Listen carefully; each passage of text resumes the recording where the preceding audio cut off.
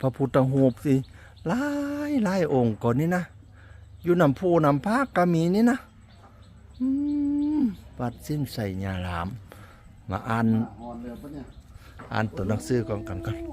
ข้อแนะนำก่อนเข้ากราบไหว้เที่ยวชมวัดกรุณานุงสิ้นและนุงเคียงสุภาพ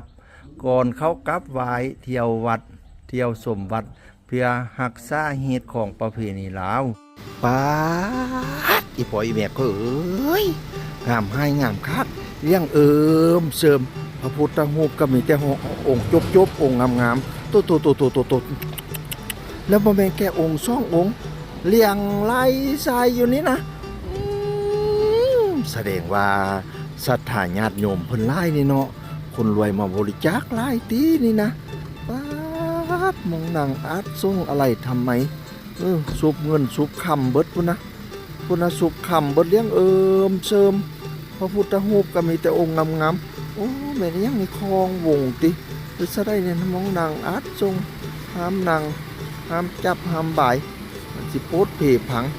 โอ้ยอดสอนดีโอ้ยคำเนี่ยอีพออีแม่ก็เดี๋ยวเราไปไหว้ข้อพรก่อนเนี่ยเกินสิพามาไหว้ข้อพรกันอยู่มองนี้นี่นะสิมีโคนำไหว้ก่อนนี้นะเจ้านายกมาท่านรองผู้ว่าการจังหวัดเลยนี่นะพอหันกลับเพียไปนำกันก่อนพี่น้องเลยปณีมาหอราชธรรมรสติ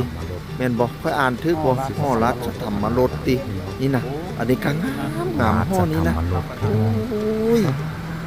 ผลงานปาณีตมากเลยวิจิตรมากเลยนกยุงคำพี่น้องเอ๋ยก่อนนี้นะพวกงานปาณีตก่อนนี้นะงามเทอีโพอีเมก็เอ๋ยอันนี้คาบหลวงปู่ยังนี่นะ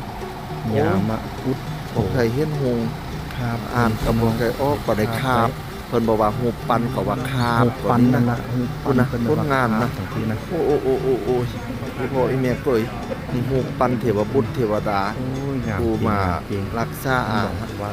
อาหารมงนี้นี่นะโอ้ยสวยงามพระราม8หรูหรามาเฮาพี่น้องเอ๋ยวัดสินไสยารามเมืองเฟือง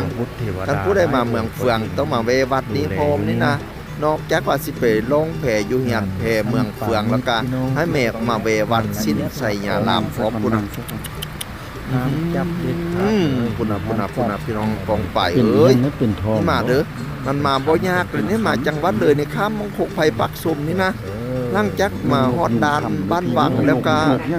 มาเมืองเฟืองนี่80กิโลเจ้าหลังทางนี้อย่างเรียบร้อยบ่เป็นคุ้มค่อยมาแล้วนี่นะถั่วมาจากต่างๆมื้อนี้นะ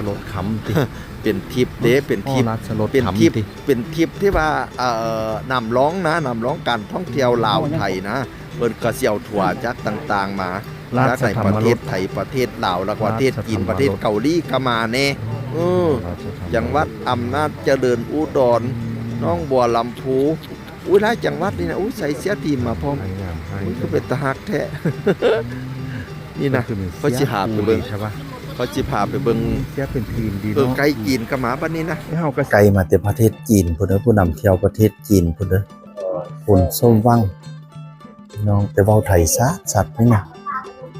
มานำโครงการเที่ยว2ฝั่งไทยลาว2ฝั่งลาวเลยแล้วก็จังหวัดภาคอีสานในหลายจังหวัดนี่นะพากันมาเที่ยวบ่าวอย่างใดนี่ไอ้เขี้ยวพี่น้องทางใดนี่นะคือผู้รอเล่าเอากันใช่ป่ะ